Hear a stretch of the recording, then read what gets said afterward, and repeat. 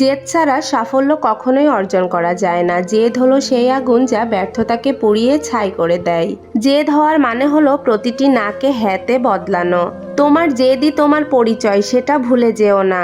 জেদ তোমাকে জীবনের সব বাধা অতিক্রম করার শক্তি দেবে। নিজের জেদ সবসময় ধরে রাখো, কারণ সেখানেই লুকিয়ে আছে তোমার সাফল্য।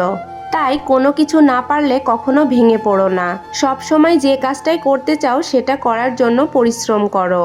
দেখবে সাফল্য একদিন তোমার দরজায় এসে কড়া নাড়বে। পরিশ্রম করলে সেটা কখনো বিফলে যায় না, সেটার ফল তুমি একদিন পাবেই পাবে। যখন তুমি একটা কোনো কাজ শুরু করতে যাবে তখন তোমার পাশে কেউ থাকবে না। সেই কাজটাই করে যখন তুমি সাফল্য অর্জন করতে পারবে তখন তোমার পাশে কোনো মানুষের অভাব হবে না। তোমার টাকা থাকলে আত্মীয় স্বজন বন্ধু বান্ধব সবাই তোমাকে ভালোবাসবে, আর যখন তোমার টাকা থাকবে না তখন কেউ তোমার ছায়াও পাড়াবে না। এটাই হলো আমাদের সমাজের চরম বাস্তবতা। আমার কথাগুলো মিলিয়ে নিও। তাই নিজেকে কখনো কারো চোখে ছোট হতে দিও না।